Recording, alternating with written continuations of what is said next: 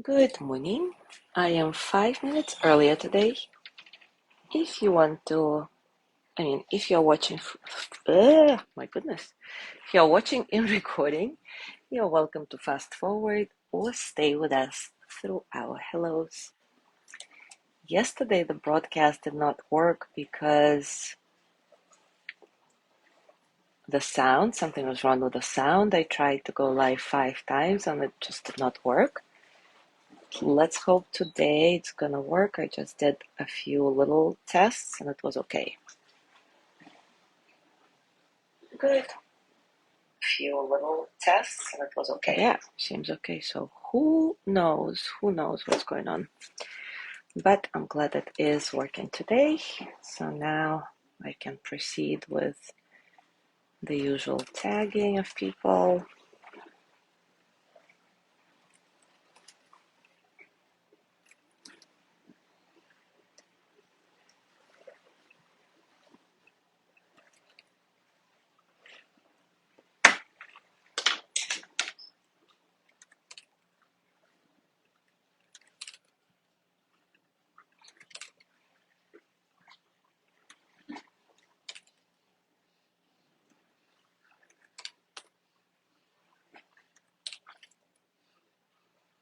Good morning, Zazu.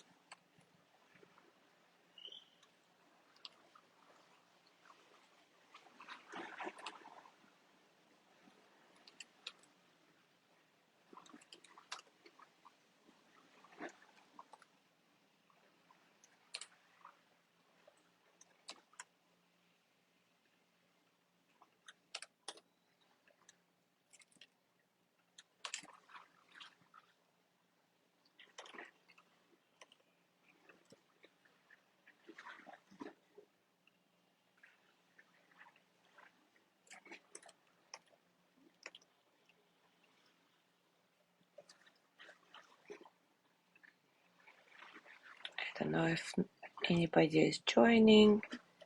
I don't see it, but knowing Facebook, people may be joining and it just doesn't show up. So if you are joining and you don't hear me saying hello to you, please say something in the comments. Good morning, Mary, and happy birthday.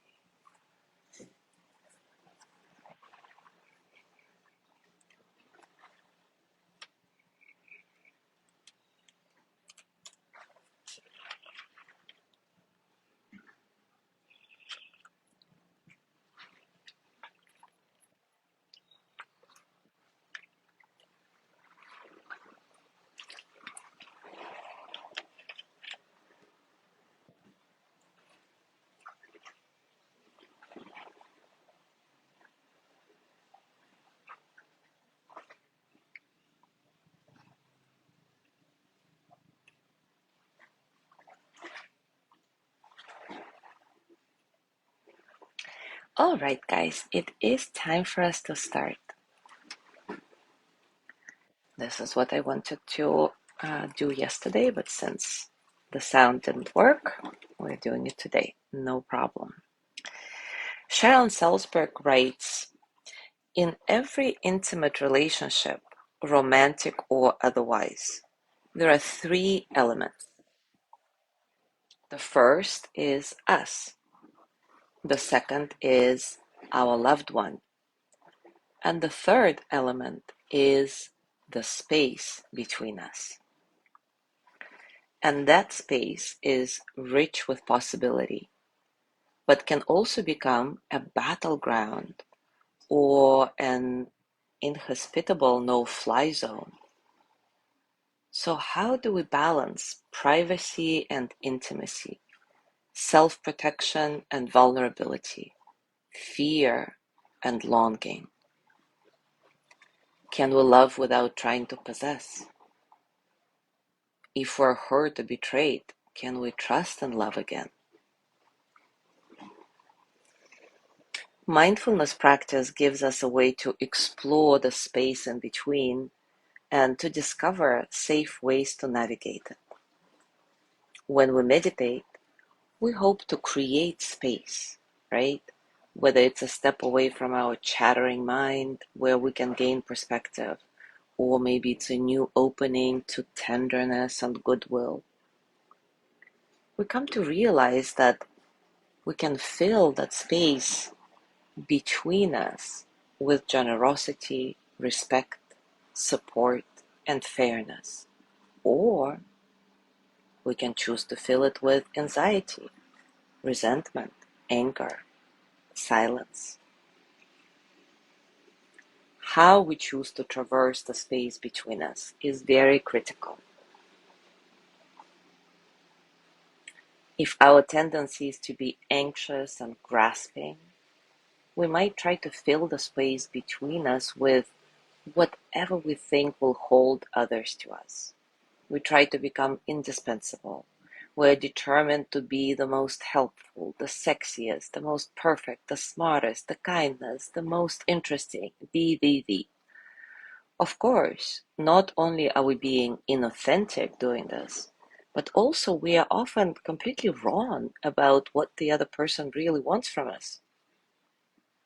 We are making assumptions based on our own needs, and we may actually be even trespassing on the other person's autonomy. On the other hand, some of us may need much more personal space in their relationship. And that doesn't mean that there is no room for real connection and love there. No relationship needs to be a complete merger of two entities. That's clear. The point of relationships is not to create a quick commonality by tearing down all boundaries. To paraphrase Rainer Maria Rilke, a good relationship is one in which each partner appoints the other to be the guardian of their solitude, and thus they show each other the greatest possible trust. Then, if they succeed in loving the expanse between them, a marvelous living side by side can grow up for them, giving them the possibility of always seeing each other as a whole and before an immense sky. An American writer, Audre Lorde, says, "Certainly there are very real differences between us, but it is not those differences between us that are separating us. It's rather our refusal to recognize those differences." In other words, to create healthy relationships and open doors to real love, we need to know ourselves first and foremost, so that we can tell where we end and another person begins, so that we can really know our own needs. And we need to recognize that the other person is different from us, even we have a lot in common. They may have different needs for boundaries, different thoughts on various subjects, different emotional requirements.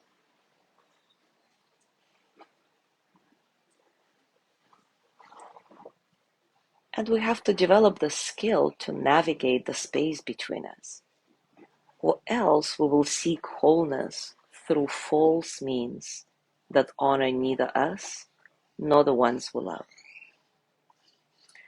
Whether we fear the existence of boundaries with others or crave more of them, there is no denying that individuation and separation are absolutely inevitable parts of loving relationships that become the site of tension.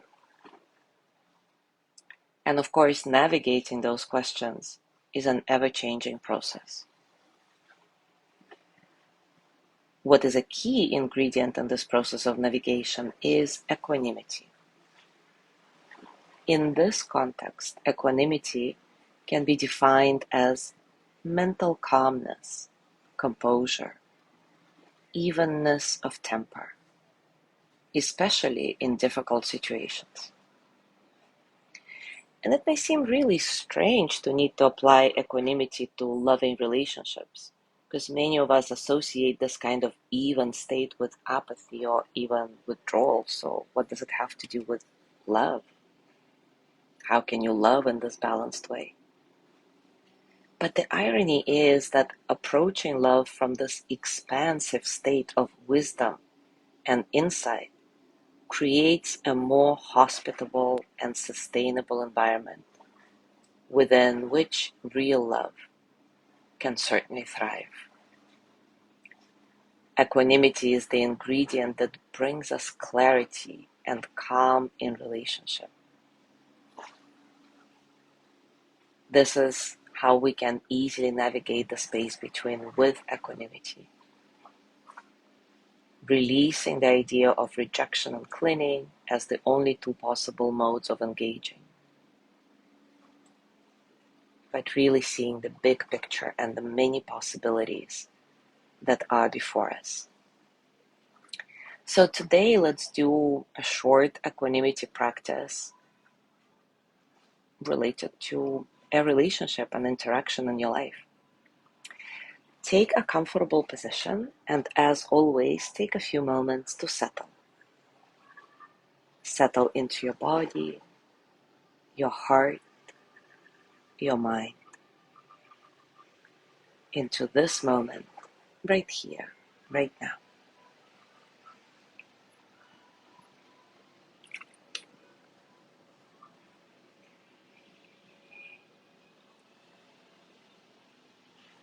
Nice and soft breath, breathing naturally, not trying to make your breath longer or deeper or anything, it's not. Simply notice how your breath flows through your body, how your body responds to your breath.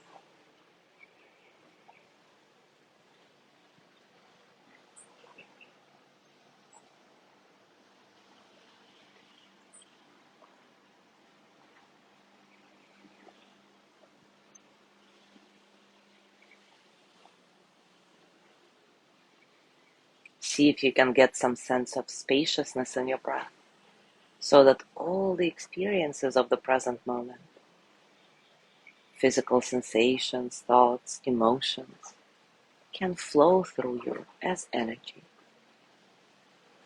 No struggle.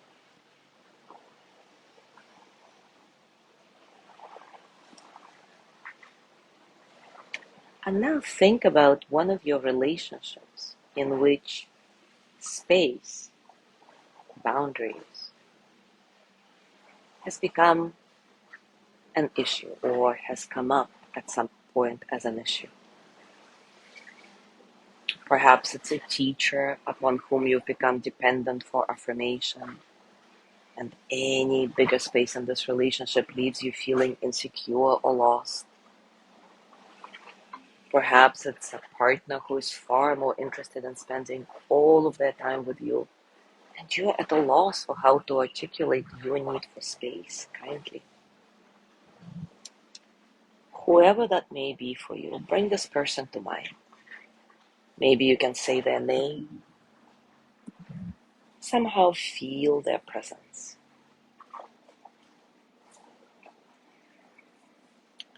And now start repeating honest phrases to yourself silently or out loud about this person you have in mind, about the situation, this issue of space between you.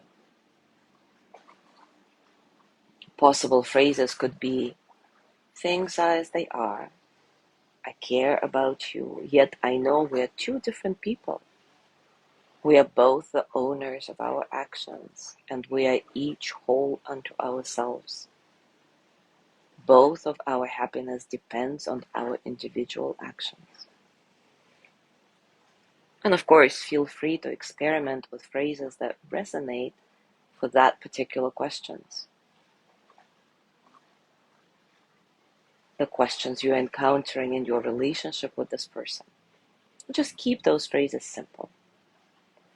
I'll give you a minute or so to play with that.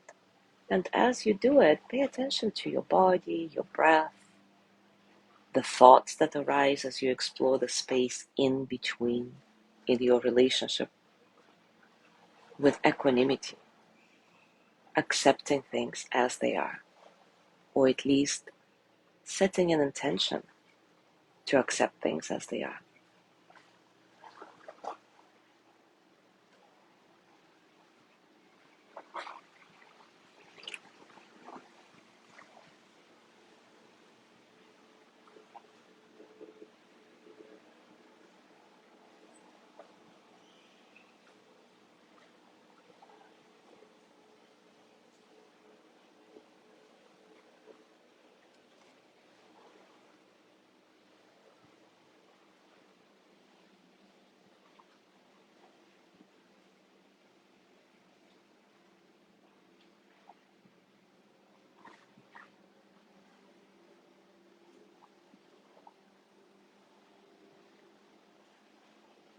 And now place your hands on your heart, and we're going to send loving kindness energy first to this person and then to you.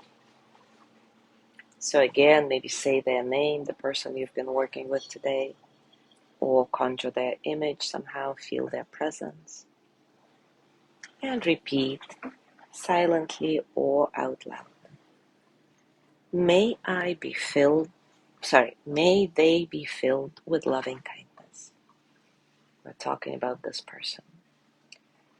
May they be well in body and mind. May they feel safe, protected, at ease.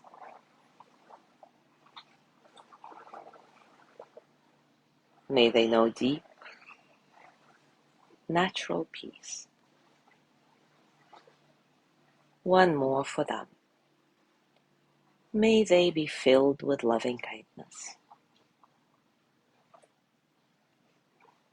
May they be well in body and mind.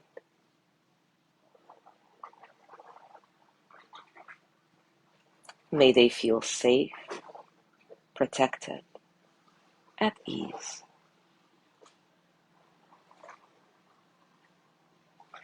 May they know deep, natural peace.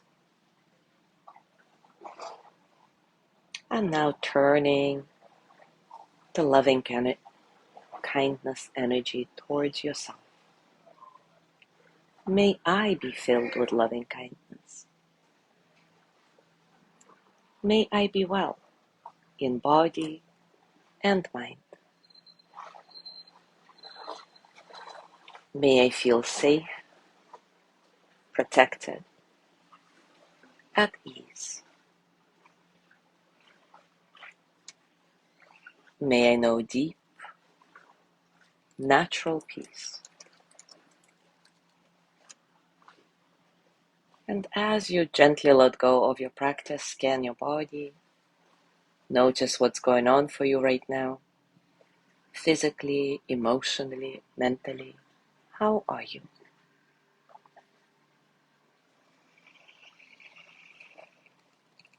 And as you go through your day today, I invite you to continue reflecting on how you navigate the space in between two people in any relationship you have, in between you and the other person. Are you the one who needs more space in the relationship, or the one who is more interested in less space? Or maybe each relationship or different relationship with different people are different in that sense. That could be an interesting exploration. Enjoy it. Thank you so much for being here today. Have a beautiful day, and I will see you tomorrow.